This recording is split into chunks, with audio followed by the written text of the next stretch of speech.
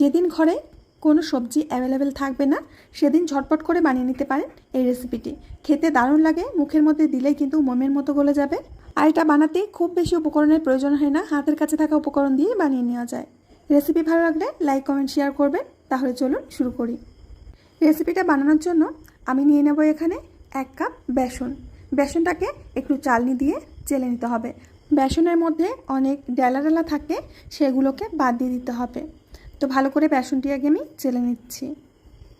যে ডালাগুলো রয়েছে ডালাগুলো আমি একটা চামচ দিয়ে এইভাবে একটু ভেঙে দিচ্ছি। বন্ধুরা, রেসিপিটি অবশ্যই শেষ পর্যন্ত দেখে যাবেন। আশা করছি আজকের রেসিপিটা আপনাদের ভীষণ ভালো লাগবে। বেসন চালা হয়ে গেলে এর মধ্যে দিয়েছি ছোট 1 চামচ হলুদ, ছোট্ট 1 চামচ লঙ্কার গুঁড়ো, 1 চামচ লবণ, আর দিয়ে দিচ্ছি জোয়ান 1 চামচ। জোয়ান হজমে সাহায্য করে। আর দিয়ে দিচ্ছি ধনে, এখানে গোটা ধনে আমি ক্রাশ করে দিয়ে দিয়েছি। আর দিয়ে দিচ্ছি রসুন, এখানে কয়েক কোয়া রসুন আমি আধবাটা করে নিয়েছি। আর দিয়ে দেব টক দই, এখানে 2 থেকে আড়াই চামচ মতো টক দই আমি দিয়ে দিচ্ছি। এখন সমস্ত কিছু হাত দিয়ে একটু ভালো করে মিশিয়ে নেব। বন্ধুরা, রেসিপিটা অত্যন্ত সুস্বাদু একটি রেসিপি। তোমরা একদিনও যদি বাড়িতে বানিয়ে না থাকো অবশ্যই বানিয়ে দেখবে, তোমাদের ভীষণ পছন্দ হবে। এখন এর মধ্যে দিয়ে দিচ্ছি 2 চামচ মতো সাদা তেল বা রিফাইন্ড অয়েল। সমস্ত কিছুকে হাত দিয়ে এরকম ভালো করে মিশিয়ে নিতে হবে। এবার সামান্য জল দিতে হবে। জলটা কিন্তু সামান্যই দেবে, আমি ঠিক যেরকম দিচ্ছি এরকম অল্প জল দিয়ে বেসনটাকে মেখে নিতে হবে। বেশি জল দিলে কিন্তু বেসন একেবারেই নরম হয়ে যাবে, ডো তৈরি হবে না। এর জন্য জলটা খুব কম পরিমাণে দিতে হবে।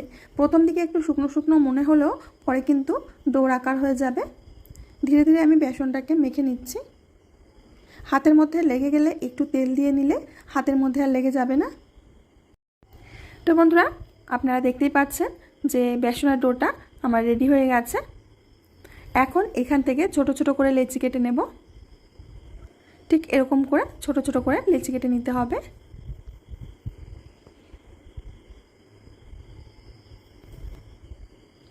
সমস্ত লেচিগুলো কেটে নিয়েছি। এখন এখান থেকে একটা লেচি নিয়ে নেব। হাতের মধ্যে করে প্রথমে এরকম গোল করে নিতে হবে, তারপরে এরকম লম্বা টাইপের করে নিতে হবে। ঠিক এইভাবে একটা আমার তৈরি হয়ে গেছে। এবার প্লেটের মধ্যে রেখে দিচ্ছি। একইভাবে প্রত্যেকটা লেচি থেকে আমি এরকম প্রথমে গোল পাকিয়ে নেব, তারপরে লম্বা করে নেব। আজকে যদি আমার ভিডিও দেখতে কোনো নতুন বন্ধু এসে থাকো তাহলে প্লিজ আমার চ্যানেলটিকে সাবস্ক্রাইব করবে, পাশে থাকা বেল বাটনের অল অপশানে ক্লিক করবে, যাতে প্রত্যেকটি ভিডিও আপলোড হওয়া মাত্র সবার প্রথমে তোমার সামনেই পৌঁছে যায়। আর ফেসবুক থেকে দেখে থাকলে অবশ্যই পেজটিকে ফলো করে রাখবে নিত্য নতুন রেসিপি দেখার জন্য। তো একে একে প্রত্যেকটা আমি এইভাবে বলগুলোকে লম্বা করে নিয়েছি। এই দেখো, দেখতে কত সুন্দর লাগছে। অন্যদিকে আমি আগে থেকে জল ফুটতে দিয়েছিলাম, এখন এই ফুটন্ত জলের মধ্যে এইগুলোকে দিয়ে দিতে হবে। জল কিন্তু ঠান্ডা অবস্থায় বা উষ্ণ গরম অবস্থায় দিলে হবে না, জল এরকম ফুটবে সেই ফুটন্ত জলের মধ্যেই দিতে হবে। যতক্ষণ ওগুলো সেদ্ধ হচ্ছে ততক্ষণে আমরা একটা মশলা রেডি করব। এর জন্য একটা বাটির মধ্যে দিয়ে দিচ্ছি 1 চামচ জিরের গুঁড়ো, 1 চামচ লঙ্কার গুঁড়ো, 1 চামচ হলুদ গুঁড়ো, 1 চামচ লবণ, আর দিয়ে দিচ্ছি 1 চামচ জিরের গুঁড়ো। এখন দিয়ে দেব ফ্যাটানো টক দই।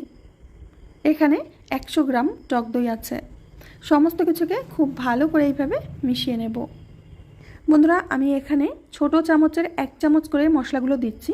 তোমাদের কাছে যদি বড় চামচ থাকে তো হাফ চামচ করে মশলাগুলো দিয়ে নেবে। দইয়ের বাটিটা ধুয়ে একটু জল দিয়ে দিলাম যাতে মশলাগুলো একেবারে মিশে যায়। তো ভালো করে জলের সাথে মশলাগুলোকে এইভাবে মিশিয়ে নিতে হবে।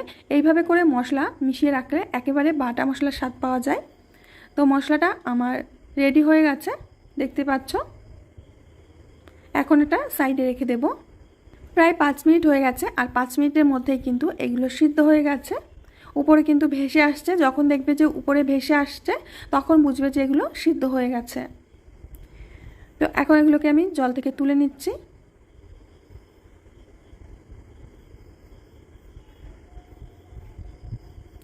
আর এই সিদ্ধ করা জলটাকে কিন্তু ফেলে দেবো না, এটা রেখে দিতে হবে, পরে এটা আমাদের কাজে লাগবে। এবার একটা মিক্সিং জারের মধ্যে দিয়ে দিচ্ছি 2টো বড় সাইজের পেঁয়াজ, কয়েক টুকরো আদা, আর কয়েক কোয়া রসুন, আর দিয়ে দিচ্ছি 2টো কাঁচা লঙ্কা। এখন এর একটা পেস্ট তৈরি করে নেব। দেখতে পাচ্ছ বন্ধুরা, পেস্টটা একেবারে মিহি করে আমি করে নিয়েছি। আর এরই মধ্যে এগুলো ঠান্ডা হয়ে গেছে। এখন এগুলোকে কেটে নিতে হবে। 1 ইঞ্চি অন্তর অন্তর করে কিন্তু এগুলো কেটে নিতে হবে।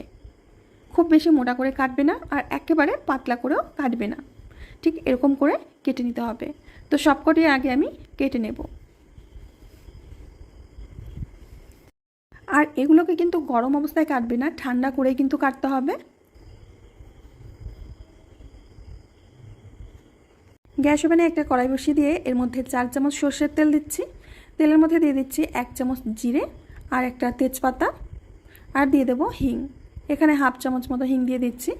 আর সবজিটা অবশ্যই সরষের তেলেই রান্না করবে, সরষের তেলে খেতে কিন্তু বেশি ভালো লাগে। সমস্ত কিছুকে একটু নেড়েচেড়ে ভেজে নিচ্ছি। এখন দিয়ে দেব আদা, রসুন আর পেঁয়াজ বাটা। একটু নেড়েচেড়ে নেব।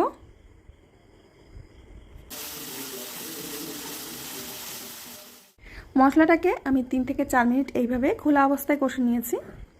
এখন একটা ঢাকনা দিয়ে ঢেকে আরও 3 মিনিট কষিয়ে নেব। প্রায় 3 মিনিট পর আমি ঢাকনাটা খুলে নিচ্ছি। আবার মশলাটাকে একটু নেড়েচেড়ে নেব।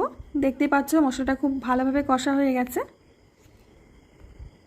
গ্যাসের আঁচটাকে একেবারে লো করে দিতে হবে। লো করে দিয়ে আমাদের যে ফ্যাটানো মশলাটা ছিল সেই মশলাটা দিয়ে দেব। বাটিটা ধুয়ে একটু জল দিয়ে দেব।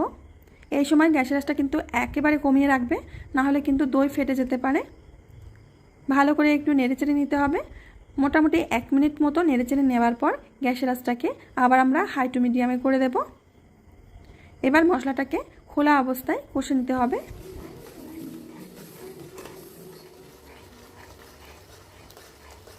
মশলা খুব ভালো করে কষা হয়ে গেছে, ওপর থেকে কিন্তু তেল ভাসছে। এখন দিয়ে দেব আগে থেকে সেদ্ধ করে রাখা বেসনের সবজিগুলো। এখন মশলার সাথে এই বেসনের সবজিগুলোকে আমরা আরও 3 থেকে 4 মিনিট কষিয়ে নেব।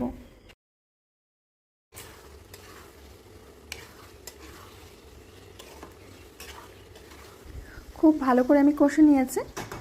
এখন দিয়ে দেব জল। তো যে জলটা আমাদের সবজি সিদ্ধ করা ছিল সেই জলটাই দিয়ে দিচ্ছি।